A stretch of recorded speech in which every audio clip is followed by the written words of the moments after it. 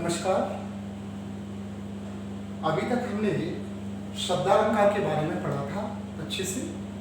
अभी तक के जो पाठ हो चुके हैं क्लास 9th के, तो पार्ट फर्स्ट और पार्ट सेकंड में हमने अलंकार के बारे में पढ़ा और उसके जो दो प्रकार होते हैं, जिसमें पहला प्रकार शब्दालंकार होता है और दूसरा प्रकार जो होता है वो अर्थालंकार होता है। तो जो शब्दालंकार होता है उसके 3 भेद होते हैं, जिसमें पहला होता है आपका अनुप्रास अलंकार, दूसरा जो होता है वह आपका यमक अलंकार और तीसरा जो होता है वह श्लेष अलंकार होता है। हमने शब्दालंकार को अच्छे से पढ़ लिया। हम थोड़ा सा पूर्व ज्ञान से नए ज्ञान की तरफ चलेंगे, क्योंकि ये हमारी शास्त्रानुकूल भी है और ऐसा करने से ये हमें लाभ होता है और हमें पढ़ने में भी रुचि लगी रहती है और हमें विषय भी समझ में आ जाता है। तो मैं आपको थोड़ा सा संक्षिप्त प्रकाश डालना चाहूँगा। जो फर्स्ट और सेकंड पार्ट जो पढ़ाया है उस पर प्रकाश डालते हुए आज की जो क्लास है पार्ट 3 की जो अर्थालंकार की, उसकी तरफ हम बढ़ेंगे। तो जैसा कि मैंने बताया था कि अनुप्रास अलंकार में क्या होगा, अनुप्रास अलंकार में वर्णों की आवृत्ति बार बार आएगी किसी भी उदाहरण में, चाहे वो किसी कविता का उदाहरण हो, चाहे कोई वाक्य हो, चाहे कोई किसी पद का उदाहरण हो। तो उसमें एक वर्ण की आवृत्ति अर्थात व्यंजन वर्ण की आवृत्ति जब बार बार होगी, एक से अधिक बार, तो वहां अनुप्रास अलंकार हुआ। जैसे चार चंद की चंचल किरणें खेल रही हैं जलथल में, यहां च वर्ण की आवृत्ति बार बार होने से यहां आपका कौन सा अलंकार हुआ, अनुप्रास अलंकार हुआ। एक सेकंड उदाहरण और, रघुपति राघव राजा राम पतित पावन सीताराम, यहां र वर्ण की आवृत्ति बार बार होने से अनुप्रास अलंकार है। मुदित महीपत मंदिर आए सेवक सचिव सुमंत बुलाए, यहां आपकी स की और म की आवृत्ति बार बार होने के नाते यहां अनुप्रास अलंकार है। फिर हमने उसके बाद में यमक अलंकार पढ़ा। जैसे यमक अलंकार में कनक कनक ते सौगुनी मादकता धिकाय वा खाए बोराय जग या पाए बोराय। यहाँ कनक शब्द है जो कि 2 बार आया है, और जब कभी भी एक शब्द 2 बार आए, एक से अधिक बार आए और उसके अर्थ अलग अलग हो, वहां यमक अलंकार होता है। ठीक है, तो यहाँ कनक शब्द है, उस कनक के 2 अर्थ होते हैं। एक होता है धतूरा और एक होता है सोना, और धतूरा सोना दोनों में नशा होता है, अपना अपना नशा होता है। धतूरा को खाने के बाद में नशा होता है, सोने को प्राप्त करने के बाद में होता है। तो दोनों कनक शब्द एक ही है, बट दोनों के अर्थ अलग अलग है, इस कारण से यहाँ यमक अलंकार हुआ। फिर हमने श्लेष अलंकार पढ़ा। श्लेष अलंकार के अंतर्गत हमने पढ़ा कि शब्द एक ही होगा, बट उसमें जो अर्थ होंगे वो काफी छिपे हुए होंगे, बहुत सारे अर्थ छुपे हुए होंगे उसके अंतर्गत। जैसे कि मैंने बताया था, रहीमन पानी राखिए बिन पानी सब सून, और पानी गए न उबरे मोती मानस चून।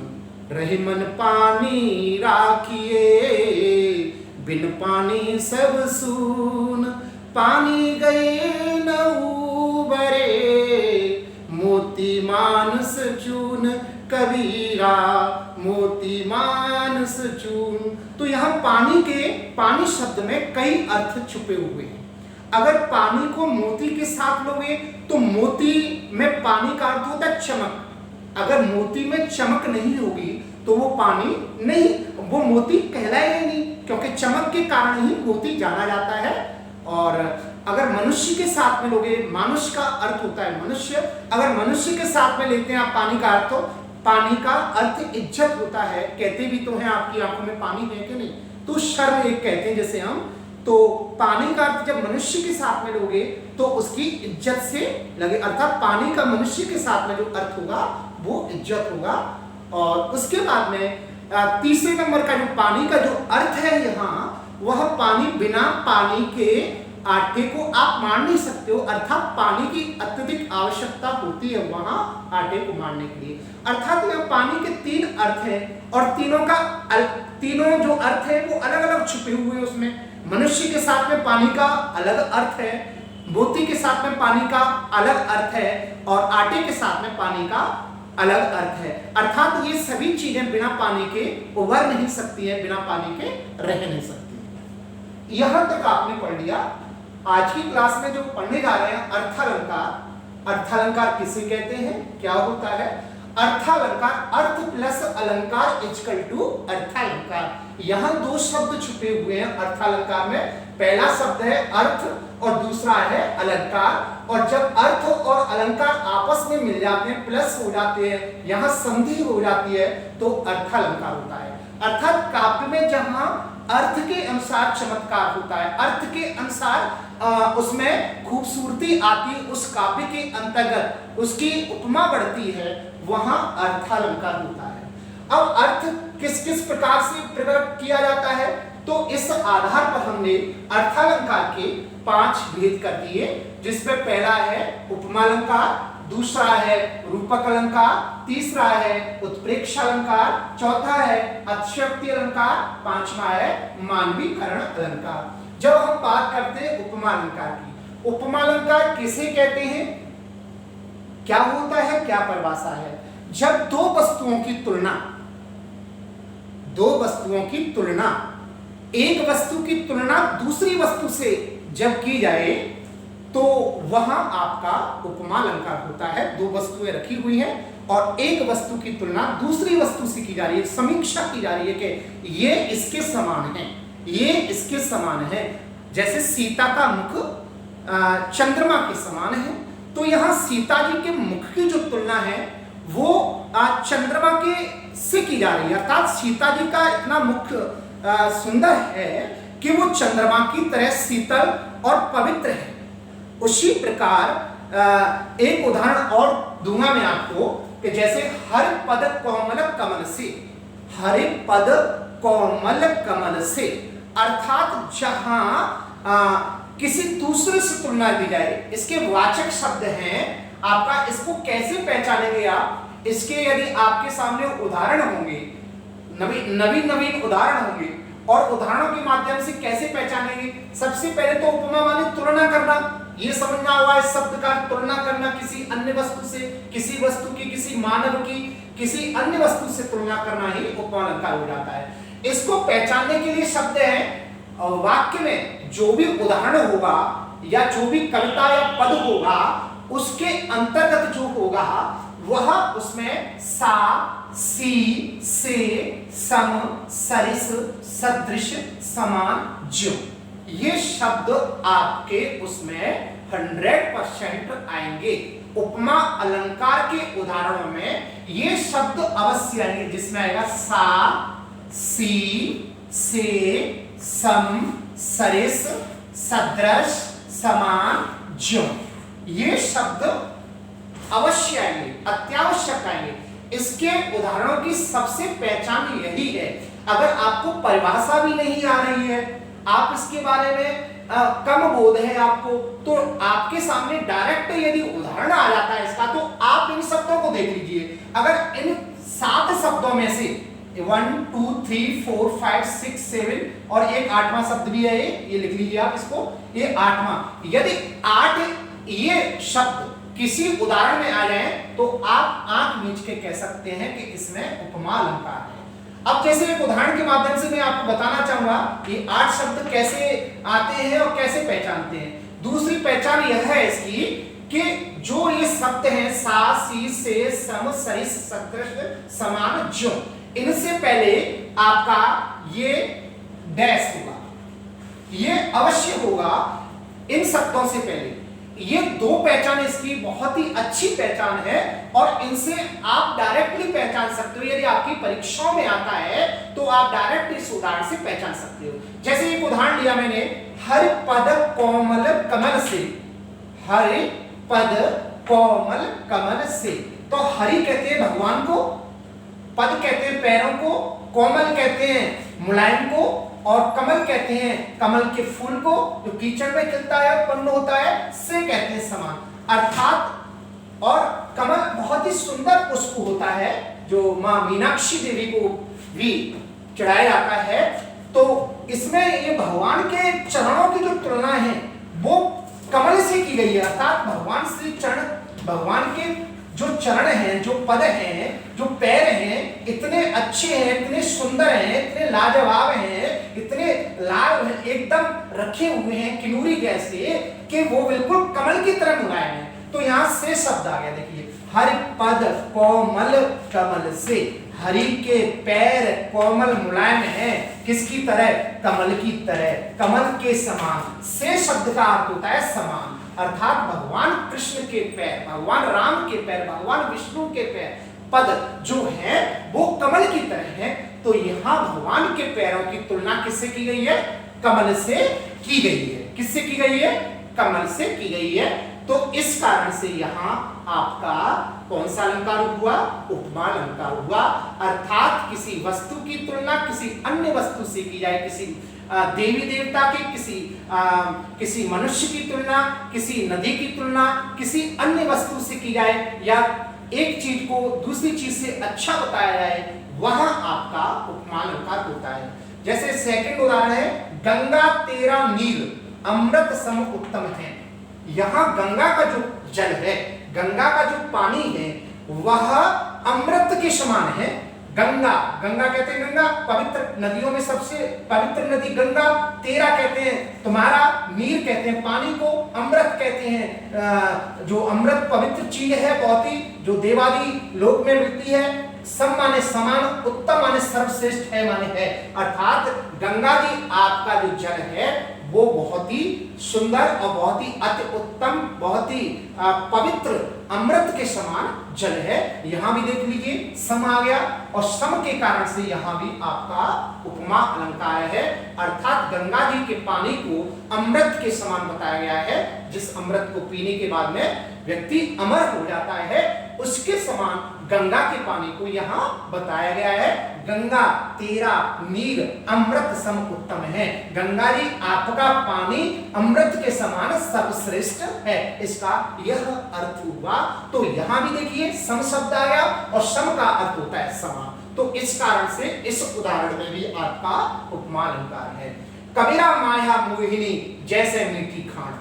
कबीरा माया मोहिनी जैसे मीठी खान। यहाँ कवि कह रहे हैं, यहाँ माया के रूप को बताया गया है कि माया कैसी है? जो मोह माया होती है वो मोहिनी होती है, मतलब मोह को हर लेती है, मतलब जीवन को मोह की तरफ ले जाती है। जैसे मीठी खांड, और मीठी जिस प्रकार मीठी खांड होती है, मीठी जो गन्ने का स्वरूप, गन्ने से जो खांड बनती है, जो गुड़ से पहला जो स्वरूप होता है, गन्ने के रस से जो एक बहुत ही स्वादिष्ट मिठाई के समान, बिल्कुल बहुत ही अत्यधिक मिठास भरी जो होती है खांड, उसकी तरह। अर्थात यहाँ माया का जाल जो है वो खांड की तरह है कि थोड़ी देर स्वादिष्ट होती है, फिर उसके बाद में आप उसमें फंस जाती हो।